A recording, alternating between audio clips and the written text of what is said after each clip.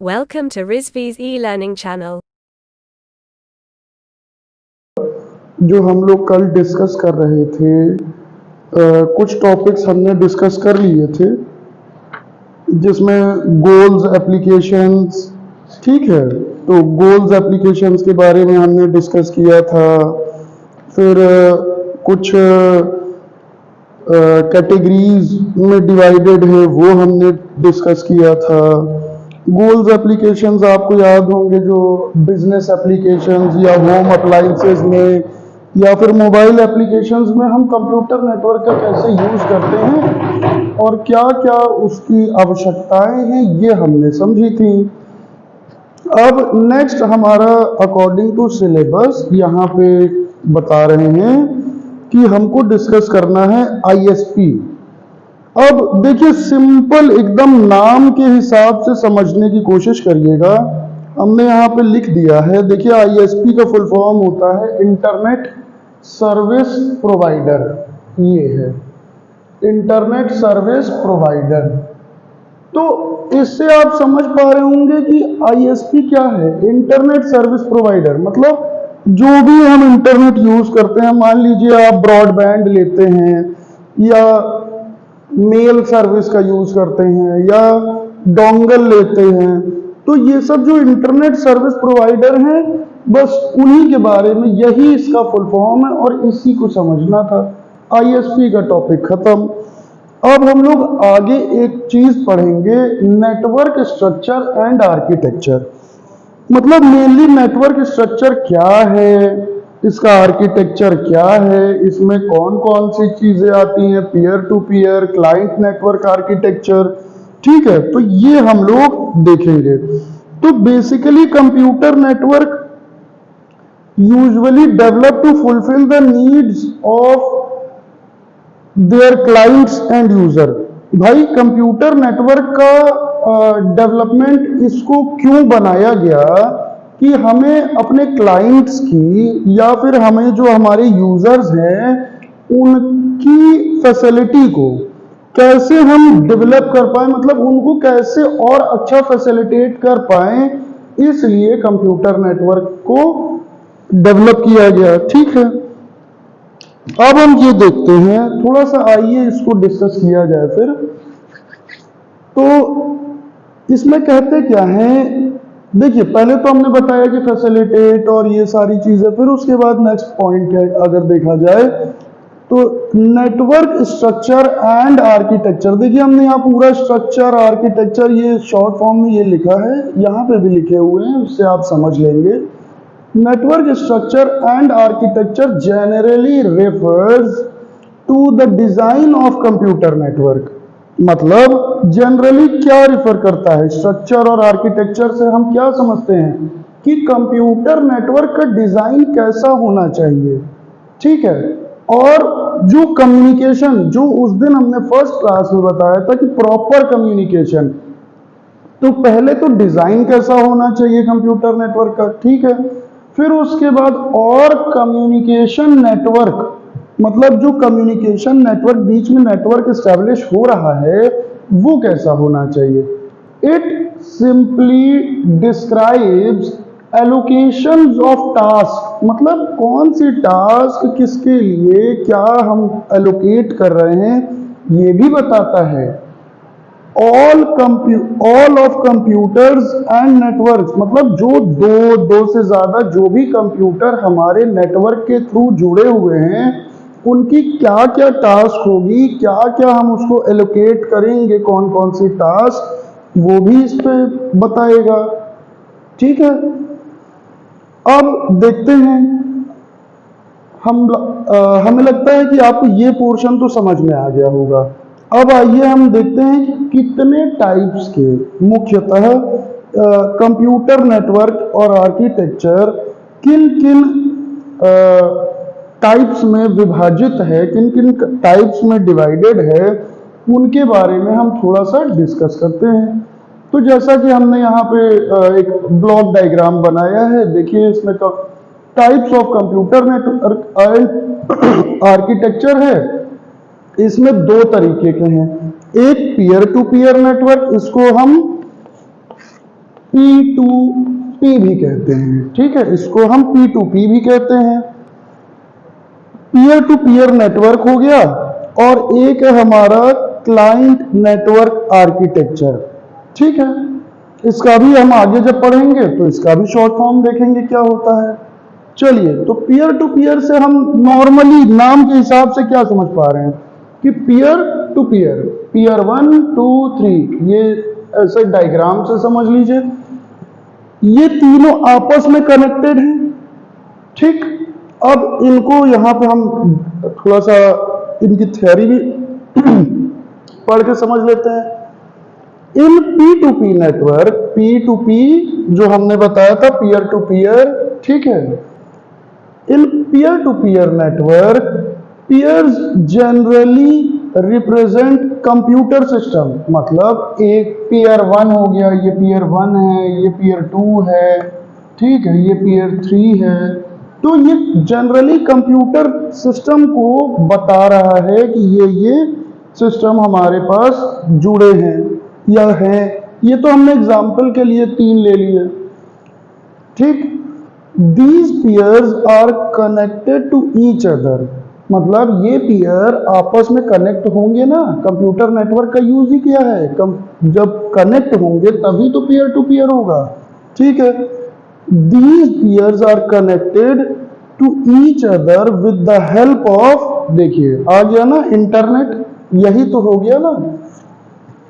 तो ये पीयर्स जो हैं आपस में कनेक्ट कैसे होंगे, इंटरनेट के द्वारा, ठीक है। तो ये पीयर टू पीयर था। अब हम आते हैं, इसको समझते हैं कि क्लाइंट नेटवर्क आर्किटेक्चर क्या है।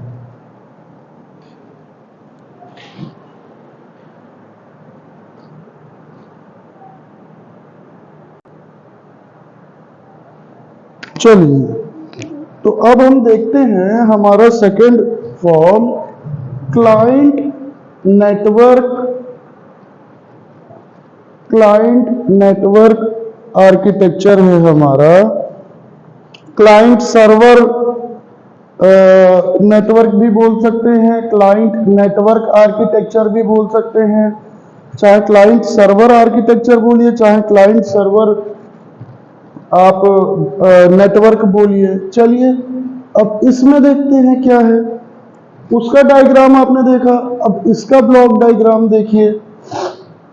ये क्या कह रहे हैं कि एक सर्वर मशीन, एक इधर ये क्लाइंट प्रोसेस हो रहा है, इधर सर्वर प्रोसेस हो रहा है, ठीक है। क्लाइंट ने कोई टास्क दिया, यहां सर्वर मशीन अपनी, उसकी सर्वर मशीन, दोनों की तो सर्वर मशीन होंगी, तो ये अपने मशीन को दिया, इसने रिक्वेस्ट किया, इधर ये रिक्वेस्ट किया, ठीक है। यहां से सर्वर प्रोसेस हुआ, फिर उसने इसको दे दिया, ठीक। वापस जो भी रिक्वेस्ट हुई थी उसका जवाब इसने दिया, और ये दोनों किससे कनेक्टेड हैं, ये भी आपका ये देखिए कंप्यूटर नेटवर्क से कनेक्टेड है। तो यही समझाने की कोशिश कर रहे हैं कि बिना बीच के कंप्यूटर नेटवर्क के, बिना किसी नेटवर्क के कैसे चीजें पॉसिबल हो पाएंगी। तो आइए थोड़ा सा हम इसकी थ्योरी समझते हैं।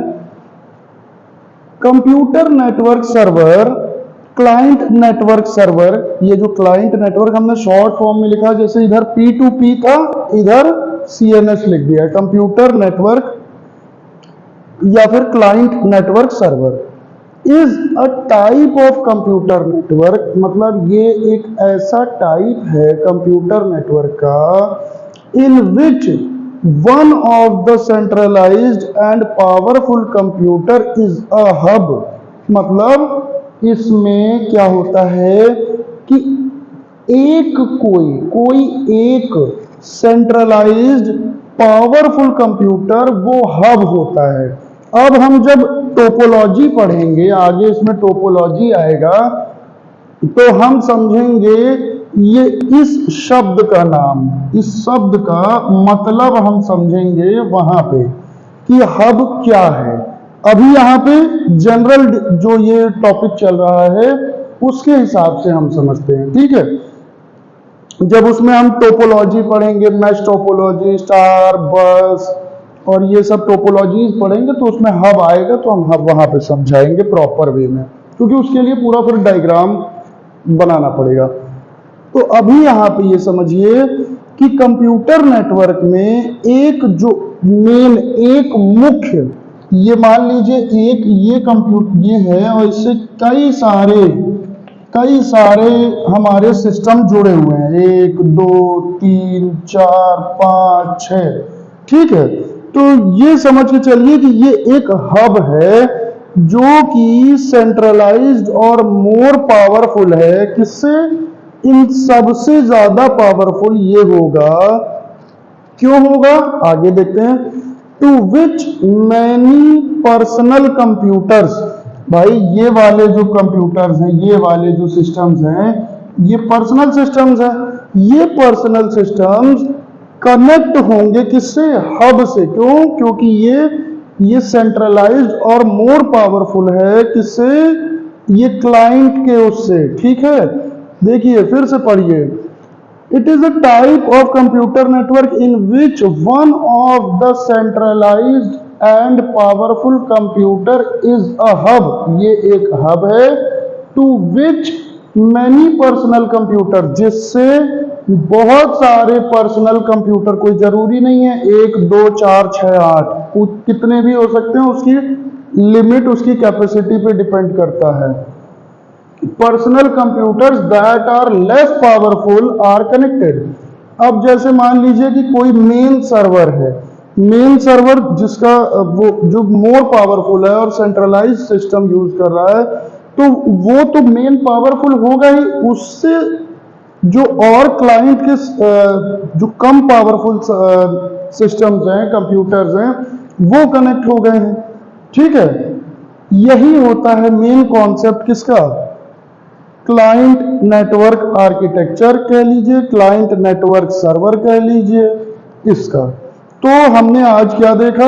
हमने नेटवर्क स्ट्रक्चर एंड आर्किटेक्चर को देखा कि नेटवर्क स्ट्रक्चर आर्किटेक्चर में हमें क्या बताया गया, उसको समझा। फिर उसके बाद नेटवर्क स्ट्रक्चर आर्किटेक्चर में हमें किन 2 टाइप्स को देखने को मिला, एक पीयर टू पीयर मिला, एक क्लाइंट नेटवर्क मिला। पीयर टू पीयर का हमने ब्लॉक डायग्राम देखा कि वो कैसे वर्क करता है।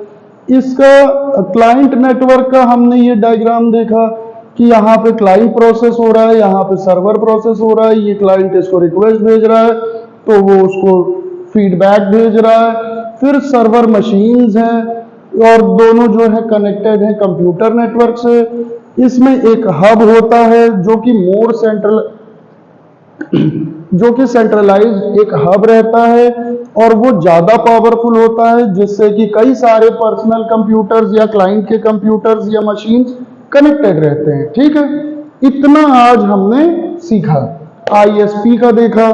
तो अब हम अपना नेक्स्ट टॉपिक नेक्स्ट क्लास में डिस्कस करेंगे। अगला टॉपिक हमारा होगा क्या?